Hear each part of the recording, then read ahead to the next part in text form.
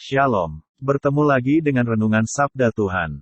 Renungan kali ini berjudul, Sukacita dalam berkorban, 2 Korintus pasal 12 ayat 15, dan, aku akan dengan senang mengorbankan milikku dan diriku untuk kamu. Jika aku lebih mengasihi kamu, apakah kamu akan kurang mengasihi aku? Sebelum melanjutkan saya berdoa, bagi yang sakit apa saja, dalam nama Tuhan Yesus sembuh. Bagi yang miskin diberkati berlimpah-limpah, dan yang sedih diberi kebahagiaan. Amin. Selanjutnya ke renungan kita. Pada saat kasih Tuhan telah dicurahkan di dalam hati kita oleh Roh Kudus, Roma pasal 5 ayat 5, maka dengan sukarela kita mulai mengidentifikasikan diri dengan perhatian dan maksud Yesus Kristus dalam kehidupan orang lain. Dan Yesus menaruh perhatian pada setiap orang.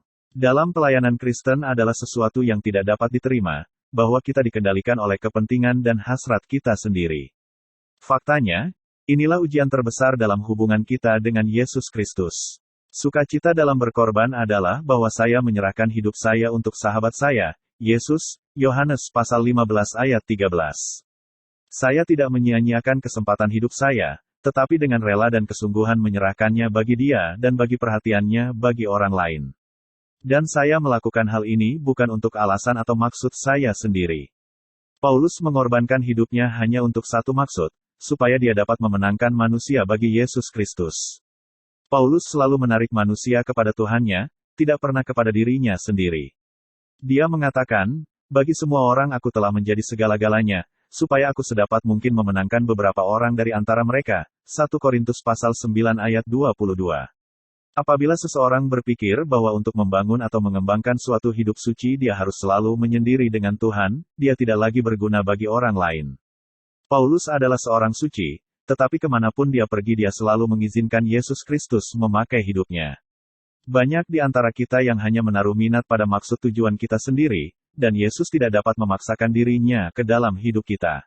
Akan tetapi, jika kita menyerah sepenuhnya kepadanya, kita tidak akan mempunyai tujuan sendiri dalam melayani. Paulus berkata bahwa dia mengetahui cara menjadi sebuah hamba tanpa merasa pahit dan terhina, karena motivasi hidupnya adalah devosi atau pengabdian kepada Yesus. Kita cenderung berdevosi atau mengabdi bukan kepada Yesus, tetapi pada hal-hal yang lebih memberi kita kebebasan rohani, hal mana menjadi penghalang bagi penyerahan total kepada Yesus. Kebebasan sama sekali bukanlah yang menjadi motif bagi Paulus. Malah ia menyatakan, bahkan, aku mau terkutuk dan terpisah dari Kristus demi saudara-saudaraku. Roma pasal 9 ayat 3. Apakah Paulus telah kehilangan kemampuan berpikir nalar? Tidak sama sekali. Karena bagi seseorang yang sedang jatuh cinta, ini bukan pernyataan yang berlebihan. Paulus mengasihi Yesus Kristus. Sampai ketemu lagi, Tuhan Yesus memberkati.